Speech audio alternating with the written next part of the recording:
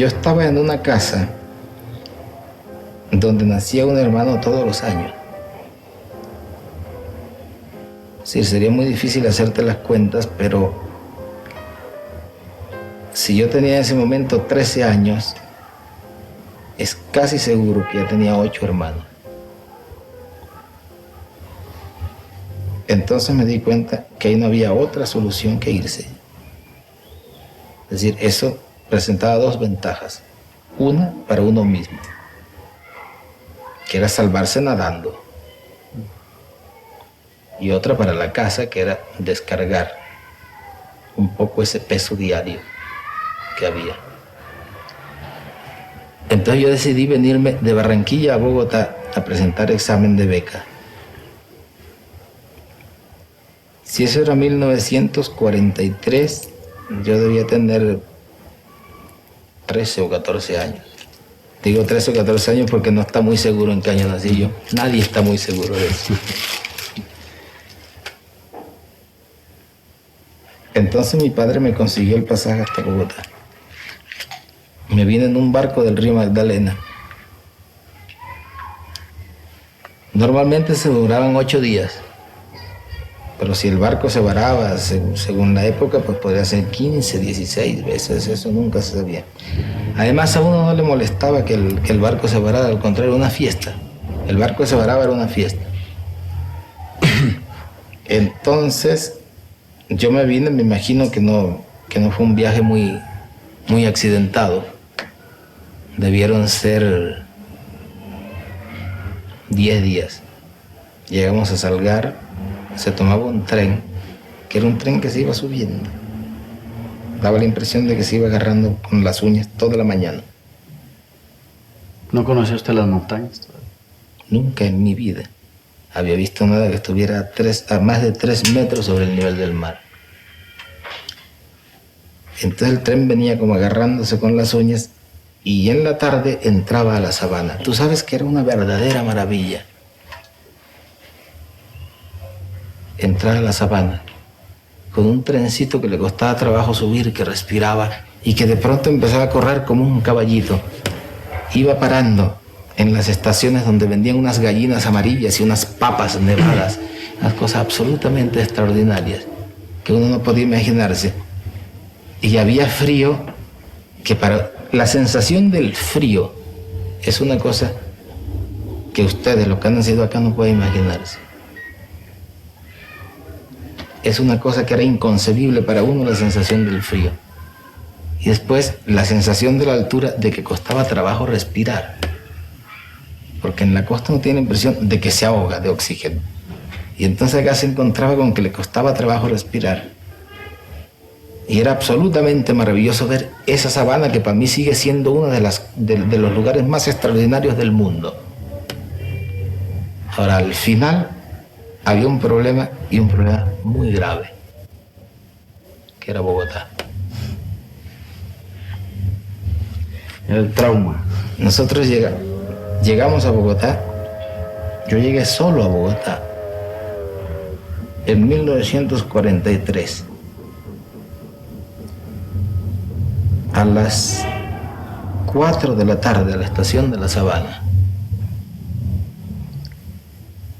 Tú sabes que me he hecho muchas entrevistas y me han preguntado siempre cuál es la ciudad que más le ha impresionado en el mundo. Creo que las conozco casi todas y siempre contesto lo mismo: Bogotá. Es la ciudad que más me ha impresionado y que más me ha marcado mi llegada a Bogotá esa tarde, a una ciudad gris. Ciudad cenicienta, con lluvia, con unos tranvías que cuando cruzaban por las esquinas echaban chispas y iba todo el mundo colgado. Iba todo el mundo colgado de ellos. Todos los hombres estaban vestidos de negro, con sombrero, y no había una sola mujer. Pero es que no había una sola mujer en la calle. Tú sabes que para los costeños esto es muy grave. Aún a los 13 años. Ver una ciudad donde no hay una sola mujer. Todo el mundo estaba forrado. forrado de negro y ni una sola mujer. Entonces yo traía un baúl, porque en esa época se viajaba con un baúl. Y pregunté quién me llevaba ese baúl hasta una pensión de la carrera 10ª. La carrera 10ª era una callecita muy angosta. Y entre paréntesis te digo, tú sabes que me doy cuenta ahora que de esto hace tanto tiempo que ya casi soy un viejo santafereño cuando hablo de esto. Sí. Ahora mejor que los bogotanos. Las vueltas que da el mundo, ¿verdad? Ya que soy un viejo santafereño. Entonces me dijeron que me lo llevaban en una zorra. Entonces agarré un zorrero que me iba a llevar el baúl hasta la carrera 10ª. Era carrera 10ª con calle 19, algo así. 19. ¿Dónde estaba la estatua de Caro? No la conocí, ¿no? En la 19. 19. Eres suficientemente viejo como para acordarte. Mira, él no se acuerda. Entonces el zorrero llevaba corriendo el baúl y yo traté de correr atrás y no podía respirar. Era una cosa que nadie me había advertido.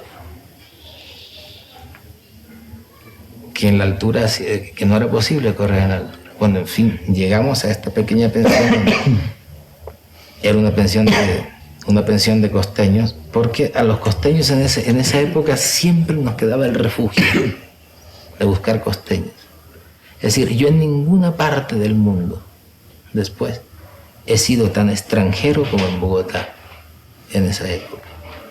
Entonces buscaba costeños y esta era una pensión de costeños. Recuerdo la impresión esa noche. El anochecer era muy triste en Bogotá. El paso del día a la noche, que nunca estaba muy bien definido, porque nunca se sabía, a nosotros no estaba nunca muy claro cuándo era de día y cuándo era de noche. Entonces recuerdo perfectamente esta pensión en esas casas de dormitorios alrededor de un patio con geranios y con jazmines.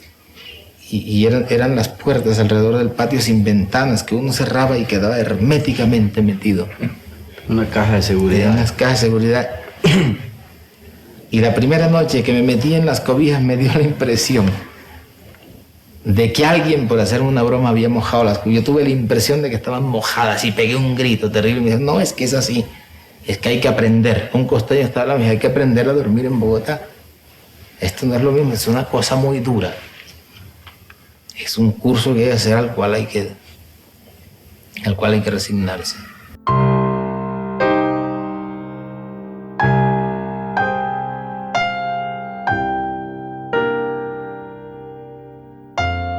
Yo iba a lo de la beca en Zipaquirá. ¿Cómo consiguió la beca para estudiar en el Liceo Nacional de Zipaquirá? Había más de, me imagino en esa época, 800, 900 alumnos detrás de 30 cupos o 40 cupos. No, pero es que lo que sucede es una cosa que yo he contado siempre con mi buena suerte. Fíjate que en ese viaje, esos viajes eran una fiesta. Los viajes por el río Magdalena eran una fiesta. Y había orquestas y los estudiantes costeños, sobre todo ya los que tenían experiencia en ese viaje, sabían que era un asunto que se manejaba bastante bien. Era bastante pachangoso esos viajes. El primero yo no recuerdo muchos detalles, pero el hecho es que cuando veníamos en el ferrocarril desde Salgar a Bogotá, se me acercó un señor, sí, que recuerdo perfectamente, era un hombre muy serio, que venía en el barco y que siempre estaba leyendo. Te advierto, yo nunca le tengo una gran admiración a la gente que lee mucho.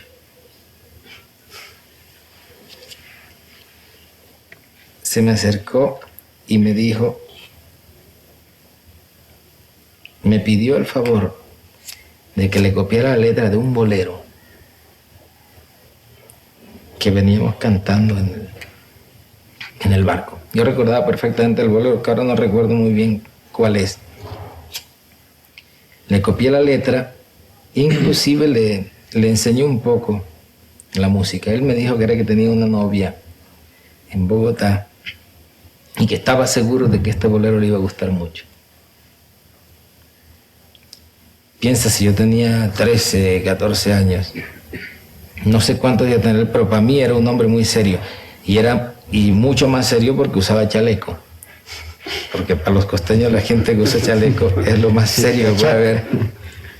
Y este hombre usaba chaleco, entonces yo con un gran fervor le copié el bolero y se lo enseñé. Y al día siguiente, después de la experiencia de la cama mojada, muy temprano, había que hacer cola frente al Ministerio de Educación, que estaba donde estuvo después el café automático. En la Avenida Jiménez En la Avenida Jiménez con Quinta, más o menos. Mira que yo me levanté temprano y llegué, no sé, serían las 8 o 9 de la mañana, y ya la cola era muy larga. Esta cola era para inscribirse para los exámenes de concurso de beca. Es decir, la distancia de la beca era inmensa. Entonces yo hice mi cola, llegué a las 8 de la mañana, a las 12 del día, no sé, estaba llegando un poco ya a la puerta del edificio. Y de pronto pasó este señor, a quien yo le había copiado el bolero, y me dijo: ¿tú qué haces aquí? Ya estoy haciendo la cola para los exámenes de beca. Seas pendejo, vente conmigo. Me subió a su oficina, saltándome toda la cola, y era el director nacional de becas. Y me dijo: ¿para dónde la quieres?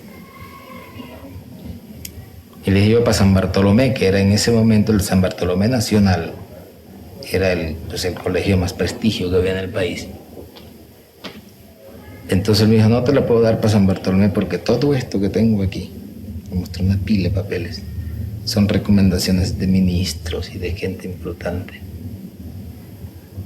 para el San Bartolomé Nacional. Pero ¿por qué no haces una cosa? Vete para Zipaquirá. Es un muy buen colegio. Está muy cerca de aquí. La primera vez en mi vida que voy a hablar de Zipaquirá, y estuve 6 años interno en el Liceo Nacional de Zipaquirá, que era muy buen colegio.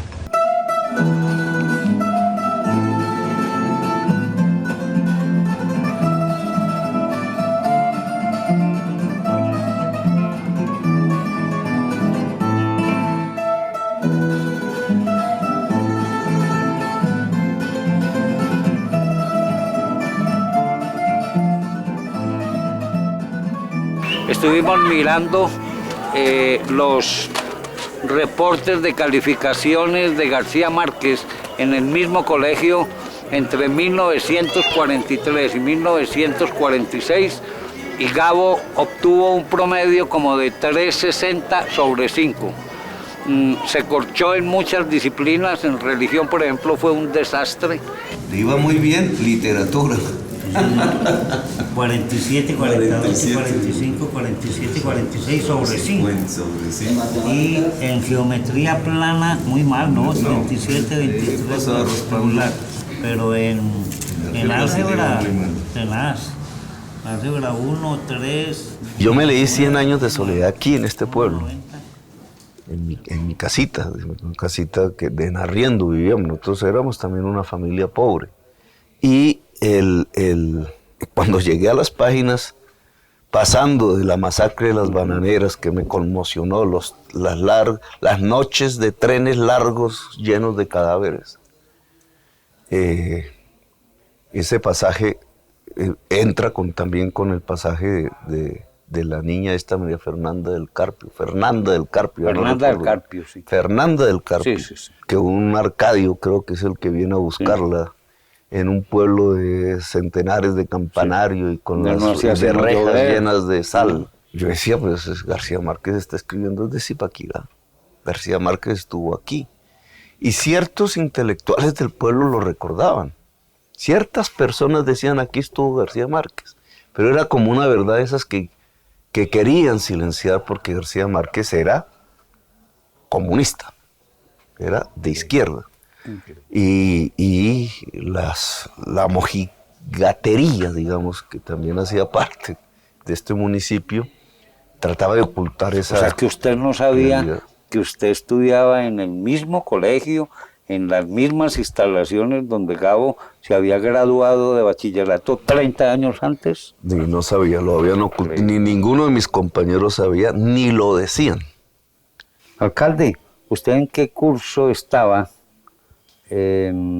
cuando se le ocurre la travesura de hacer prácticamente su primera incursión sigilosa, digámoslo así, clandestina, con un grupo de compañeros del colegio para encontrar algo que los curas habían escondido, que era el mosaico de bachiller de García Márquez? ¿Cómo fue ese episodio? Ese ya es el último año de sexto bachillerato. O sea, usted tiene 15, 16 años. Tenía 15 años. Lo que hicimos fue fundar un centro cultural, se llamaba así, Centro Cultural Gabriel García Márquez.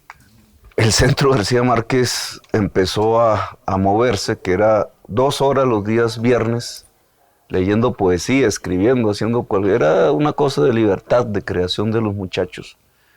Se iba a izquierdizando. Porque había centros literarios, sí, había mucha actividad extracurricular. Y nosotros nos movíamos hacia afuera, y entonces afuera, en los intelectuales del municipio, entonces sabían que había estudiado García Márquez, repartían libros. La revista Alternativa, que era la revista de García Márquez, ya se repartía entre nosotros, y entonces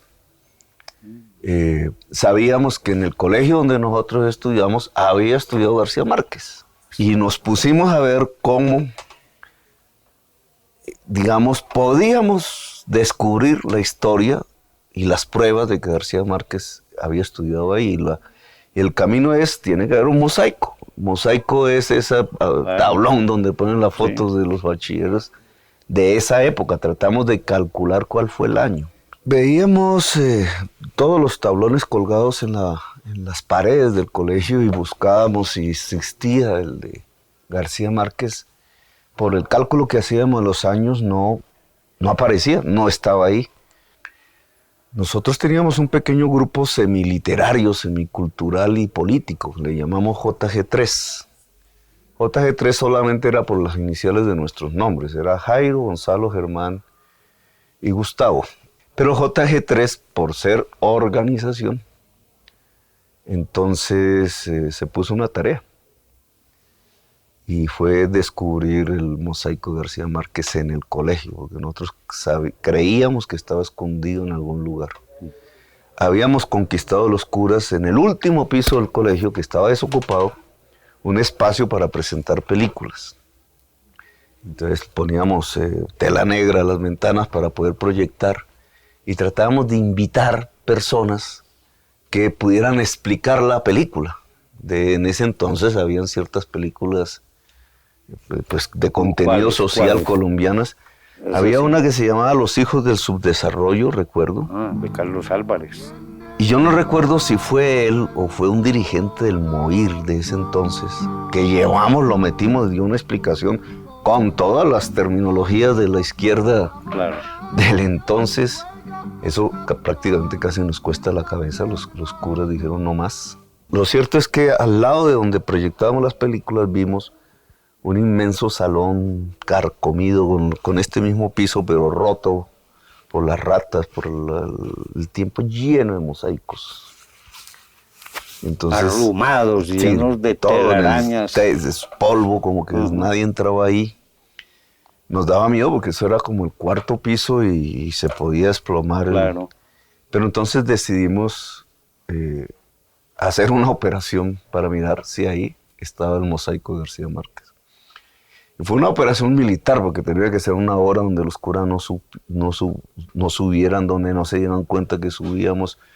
Pusimos guardias en las escaleras para gritar las zonas, vienen los curas. Y nos metimos al salón. Y empezamos ahí. En ese momento decían zonas. Zonas, sí, era la palabra, zonas. Era un término muy juvenil de la jerga coloquial, sí.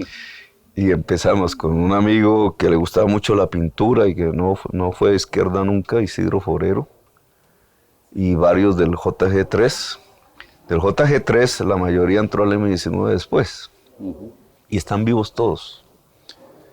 Y bueno, encontramos el mosaico por allá, escondido, un mosaico viejo. La foto de él decía clarito Gabriel García Márquez. Isidro Forero cogió la foto y se la arrancó al mosaico. Cosa que a mí no me gustó mucho, pero porque yo quería exhibir el mosaico, porque ese mosaico tenía que ser la gloria del colegio. Siempre los caribeños teníamos un cierto feeling por lo femenino, ¿no? Y García Márquez hizo gala de ello, porque entonces buscó entre los rincones fríos el amor. Y parte de su construcción literaria inicial tiene que ver, como siempre, con el amor. Sus novias, alguna de ellas incluso vivió una tragedia no hace mucho, terrible. Pues fueron su inspiración.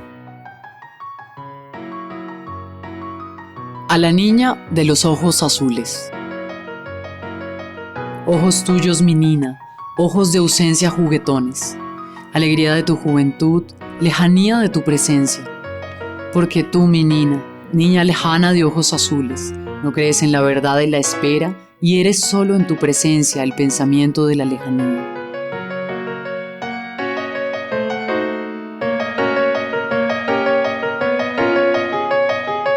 Este es un mosaico, lo bajamos, de verdad, soy honesta, por internet porque no se consigue. El propietario de este mosaico o el poseedor de este mosaico es la comunidad religiosa de los lasallistas, que deben decirnos, deben entregar dónde está, porque no aparece, la verdad no aparece.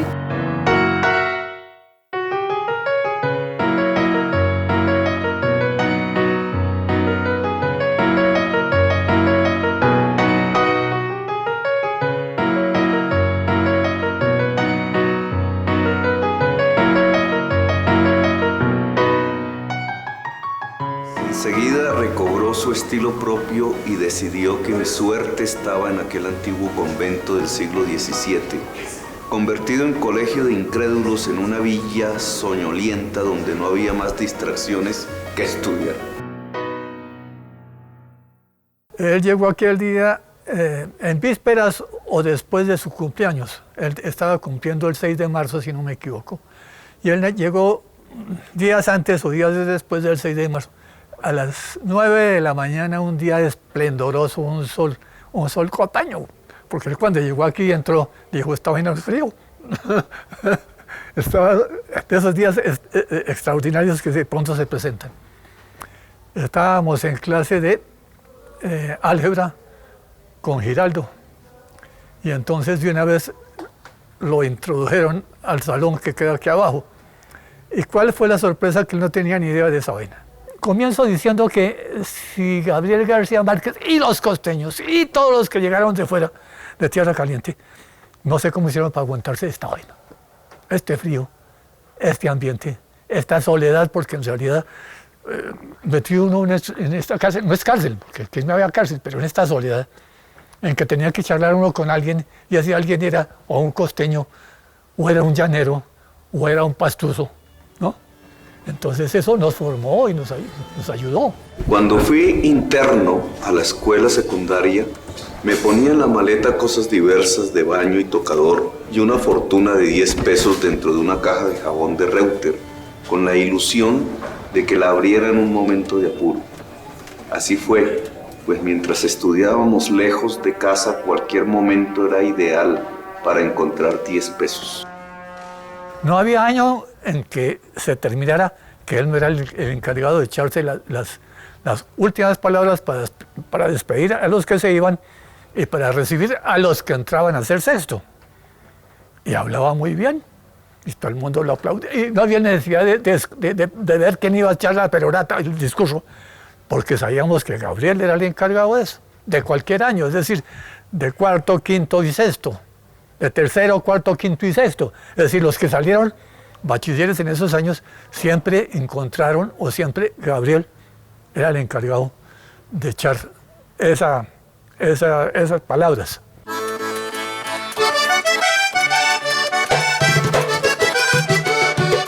Yo sentía que yo conocía el argumento de los cuentos, pero no los sabía escribir. Siempre, todas las tentativas que hacía, yo notaba que eran fallidas, que faltaba algo. Y ya cuando entré a la Facultad de Derecho en Bogotá, una noche entré a la casa, al cuarto de la pensión de estudiantes donde vivía. Tenía un amigo que leía mucho y me pasó un librito pequeño amarillo y me dijo, léete eso. Ahora es lo único que le quedaba disponible en ese momento. Entonces yo me acosté. Leía mucho, leía todo lo que me caía en las manos. Y abría esto y decía, una mañana, después de un sueño tormentoso, Gregorio Samsa se encontró convertido en un gigantesco insecto. Yo lo recuerdo como si me hubiera caído de la cama en ese momento. Y fue una revelación, es decir, si esto se puede hacer, esto sí me interesa. Yo antes de eso probablemente había pensado que eso no se podía hacer, a pesar de que me había tragado completita las 1001 noches. Pero aquí había una cosa importante que era de método. Ese era un método para contar una cosa que yo no lo tenía. Fue una verdadera resurrección. De ahí me levanté a escribir mi primer cuento, el primero que se publicó, La Tercera Resignación. Desde entonces, en el tiempo de su muerte tenía 7 años.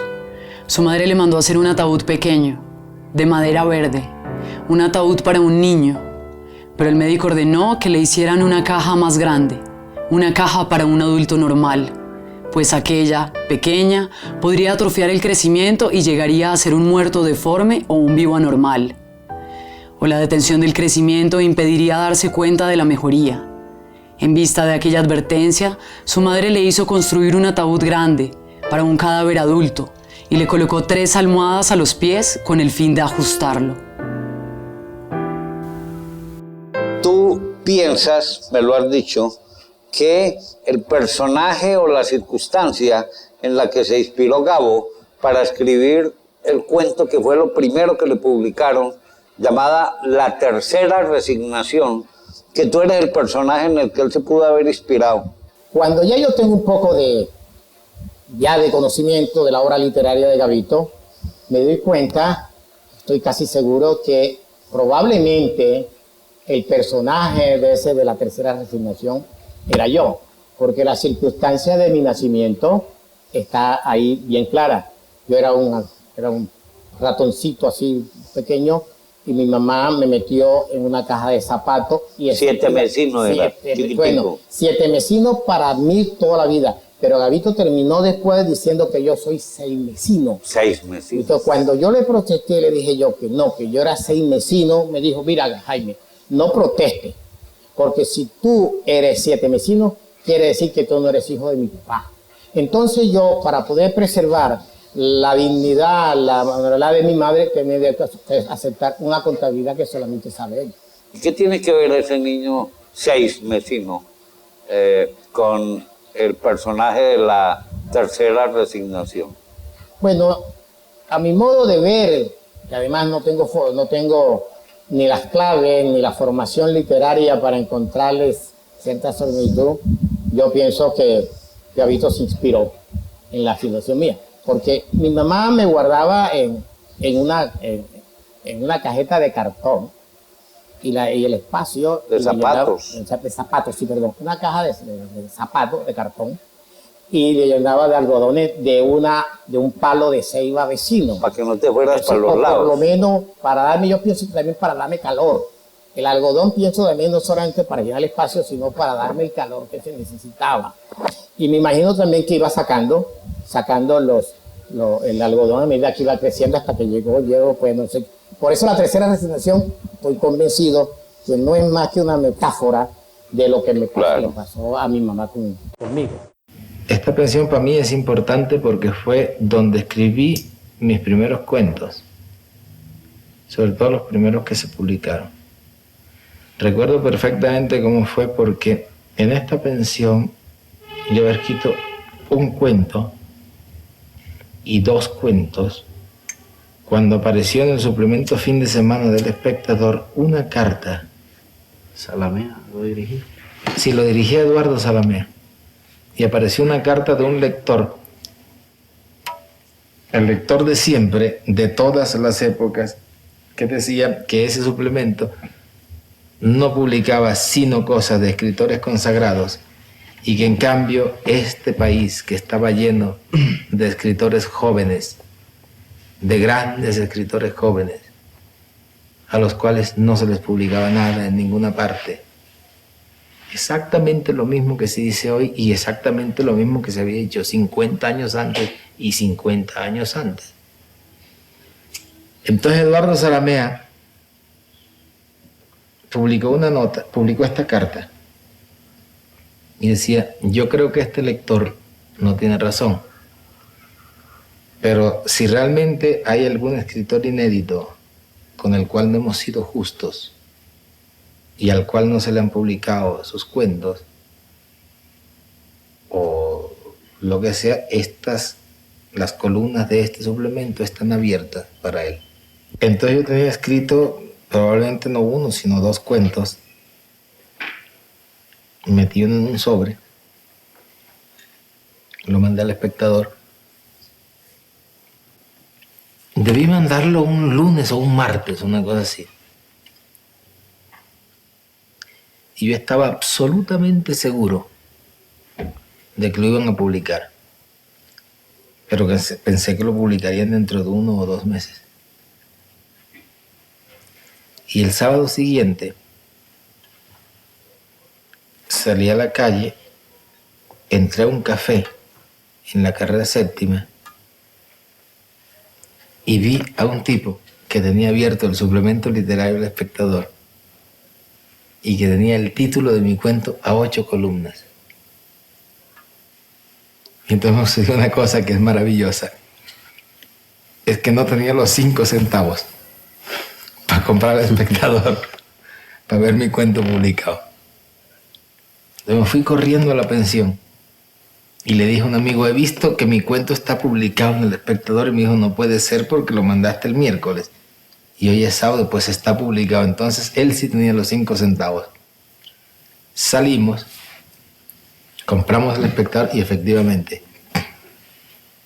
estaba publicado el cuento.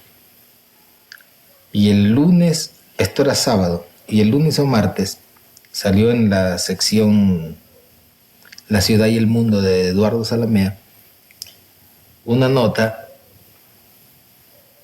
donde decía que esperaba que los lectores del suplemento fin de semana se hubieran dado cuenta de que había aparecido un escritor del cual no se tenía noticia, y hacía un gran elogio de este escritor.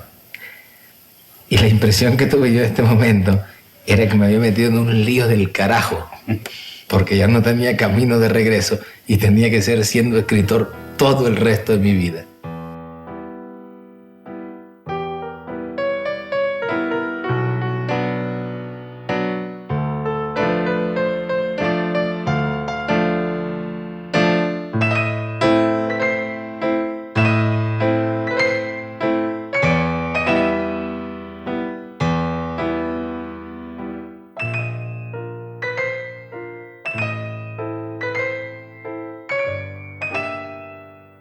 ¿En qué año se encontró usted con Camilo? Camilo Torres, pues en el 47. Y además recuerdo perfectamente la ida de Camilo al seminario. Simplemente porque un día Camilo no fue a clase. Le preguntamos qué pasó y me dijo: no, que Camilo es metido a cura. Y al día siguiente dijeron: no, que la mamá lo agarró en la estación y se lo llevó a la casa. Entonces yo me fui a ver a Camilo vivía algo como en la calle, era 20, 22, algo así. Yo lo encontré en su biblioteca, con una ruana, no me olvido, estaba con una ruana. Una pequeña biblioteca que tenía en la casa de sus padres. A mí me sorprendió mucho porque no me había dado la impresión, dos impresiones no tuve yo, habiendo tratado mucho a Camilo. Primero, que tuviera vocación religiosa, y después que tuviera vocación política, de ninguna clase. Entonces yo llegué a su casa y lo primero le pregunté: oye, Camilo, ¿qué pasó? Y me dijo: no, pues esto es en serio, es una vocación muy antigua y muy seria. Recuerdo que me dijo una cosa: el paso más difícil que tenía que dar era el explicarle esto que te estoy explicando a ti, explicárselo a mi novia. Y ya eso está resuelto de manera que no tengo que hacer. Es decir, mi madre me ha detenido, no ha querido que me vaya al seminario, pero esto es un hecho y no hay nada que hacer. Estaba repartiendo sus libros entre sus amigos. A mí me dio La breve historia del mundo de H.G. Wells, en una edición rústica, la única edición que existía en esa época en castellano, que era la de Thor, de chilena, muy vasta, sin pasta, sin nada. Es una lástima que no conservo yo ese libro. Y estaba muy convencido Camilo de su vocación. Y efectivamente, es decir, fue cuestión de una semana y logró convencer a su familia de que debía irse y se fue. Después estuve en su primera misa. Estoy ya corriendo la película. Corriendo la película mucho más rápidamente, estuve en su primera misa y después, en 1960 o 59, 60, que estuve yo acá, que estuve todo el año en Bogotá cuando estaba en la oficina de prensa latina, hay una historia que no olvido nunca, porque yo estaba casado y entonces Camilo venía a casa y un día nos pidió un favor, que era que le guardáramos en la casa un ladrón que le estaba protegiendo. Es decir, era un tipo que era ladrón de casas, que se metía en las casas y sacaba cosas, y Camilo tenía mucho interés en protegerlo por una cosa que no es que de risa. Es decir, el tipo cumplía su condena, lo sorprendían robando, cumplía su condena,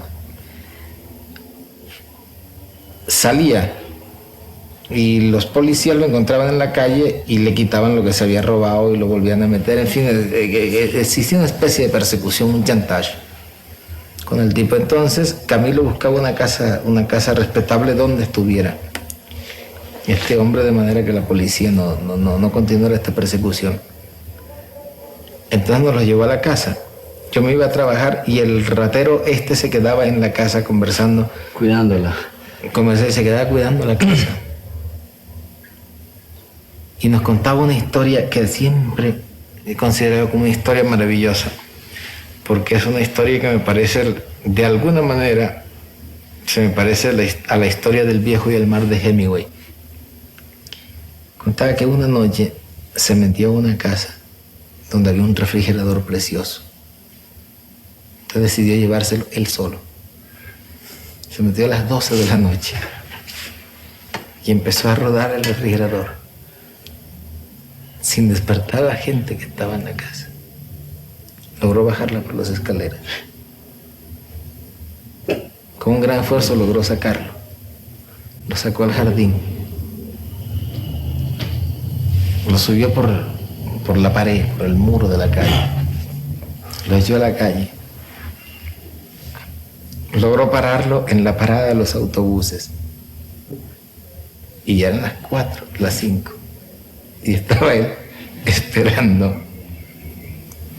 no sabía qué, porque no tenía ningún contacto. No, si es el viejo. Ninguna coordinación. El cuento cruel del viejo. No tenía ninguna coordinación con transporte ni con nada, sino estaba en la parada de los autobuses y a medida que amanecía iba llegando la gente haciendo la cola para el autobús y él hacía su cola con su refrigerador.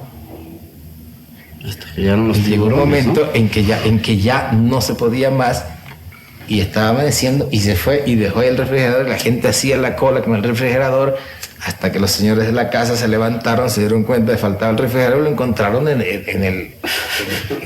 haciendo cola. Haciendo cola en los autobuses. Bueno, pero o sea, era un tipo extraordinario. Este tipo nos lo llevó Camilo y estuvo viviendo en la casa. Y si le dábamos una camisa había que darle un certificado que decía, certifico que le di una camisa, para que la policía no se lo llevara. Y un día salió de la casa y no volvió más, y como a los 2 o 3 días, la criada de la casa abrió el periódico y vio una foto y dijo, estos son los zapatos del señor.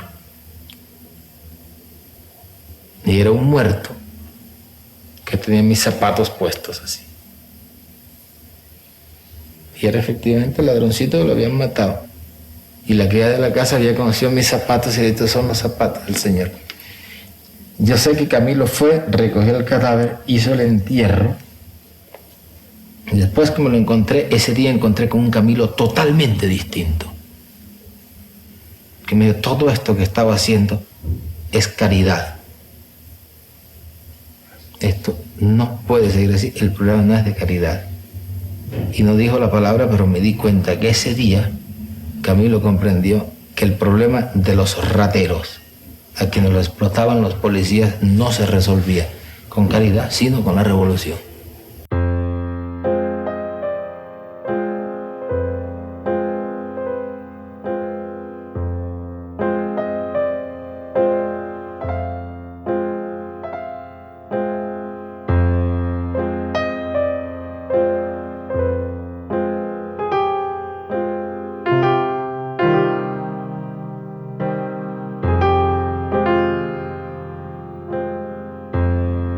Estamos en un aula de la Facultad de Derecho de la Universidad Nacional. En esta aula seguramente estuvo sentado en algún momento García Márquez recibiendo alguna clase en ese año 47, 48, cuando cursó aquí 2 semestres o 2 años de Derecho, Jaime. ¿Qué recuerdo tienes tú de cuando tu hermano Gabriel estudiaba Derecho en la Universidad Nacional? Cuando Gabito cumplió los 21 años, estaba en Bogotá.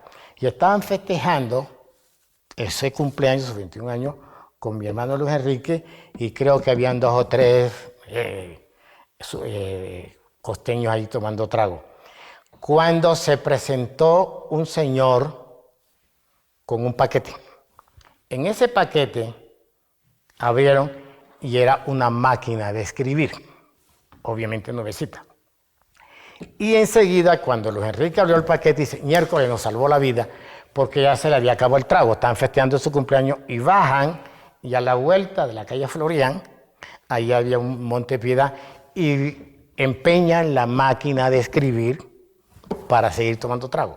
Pero en el momento que está revisando el dueño de la tienda, la máquina gira y en el rodillo había una nota para Gabito. Decía, Gabito, en tus 21 años te suelto la perra.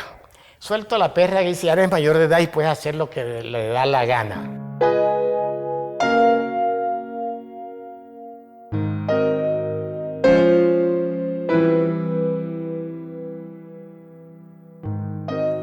El viernes 9 de abril, Jorge Eliezer Gaitán había llegado muy eufórico a su oficina de abogado, en el cruce populoso de la carrera 7ª con la avenida Jiménez de Quesada. Plinio Mendoza Neira lo invitó a almorzar poco antes de la 1.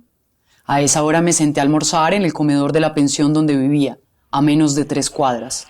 No me habían servido la sopa cuando Wilfrido Matthew se me plantó espantado frente a la mesa. «Se jodió este país», me dijo. «Acaban de matar a Gaitán frente al Gato Negro». A la 1:30 del día 9 de abril de 1948, a la 1 de 1948, a nuestras 14:15 fue asesinado por un policía conservador, el doctor José Eliezer Gaitán, por órdenes del Partido Conservador. Apenas si tuve alientos para atravesar volando la avenida Jiménez de Quesada y llegar sin aire frente al Café El Gato Negro, casi en la esquina con la carrera 7ª. Acaban de llevarse al herido a la clínica central, a unas cuadras de allí, todavía con vida pero sin esperanzas. Un grupo de hombres empapaban sus pañuelos en el charco de sangre caliente para guardarlos como reliquias históricas. Una mujer de pañuelón negro y alpargatas gruñó con el pañuelo ensangrentado. «Hijos de puta, me lo mataron». Las cuadrillas de limpiabotas armados con sus cajas de madera trataban de derribar a golpes las cortinas metálicas de la farmacia Nueva Granada, donde los escasos policías de guardia habían encerrado al agresor para protegerlo de las turbas enardecidas. Un hombre alto y muy dueño de sí, con un traje gris impecable como para una boda, las incitaba con gritos bien calculados. Y tan efectivos, además, que el propietario de la farmacia subió las cortinas de acero por el temor de que la incendiaran. El agresor, aferrado a un agente de la policía, sucumbió de pánico ante los grupos enardecidos que se precipitaron contra él. «Agente», suplicó casi sin voz, «no deje que me maten. Nunca podré olvidarlo. Tenía el cabello revuelto, una barba de 2 días y una lividez de muerto con los ojos sobresaltados por el terror. Llevaba un vestido de paño marrón muy usado, con rayas verticales y las solapas rotas por los primeros tirones de las turbas.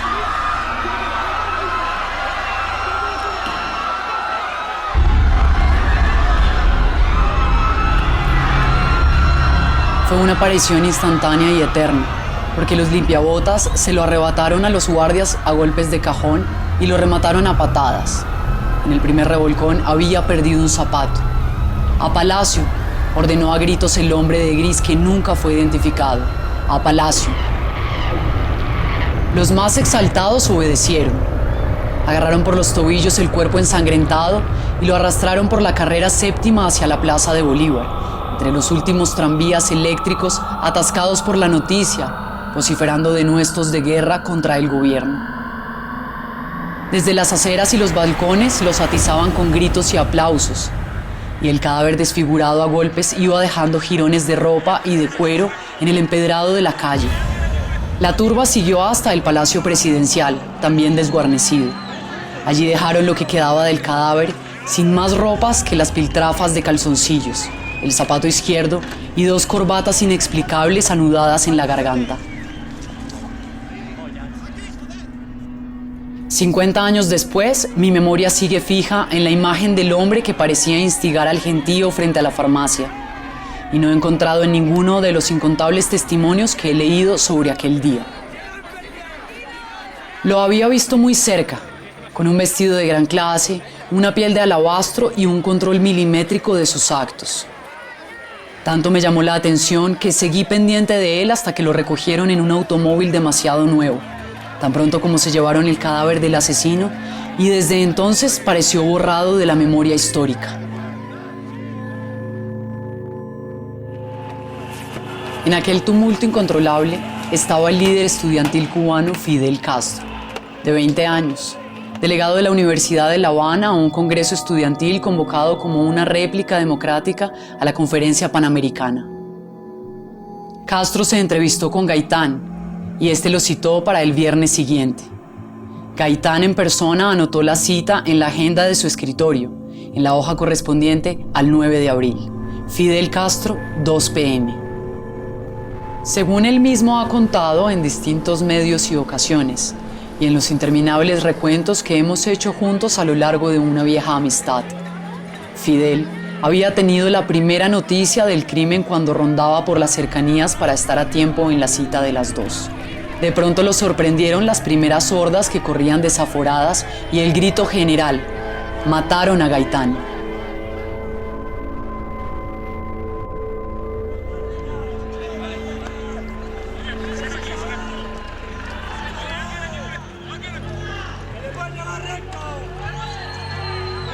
Corrimos hacia la casa de empeño a tratar de rescatar mi máquina de escribir nueva. Pero no estaba donde había estado siempre. No nos preocupamos. Pensamos que en los días siguientes podríamos recuperarla, sin darnos cuenta todavía que aquel desastre colosal no tendría días siguientes.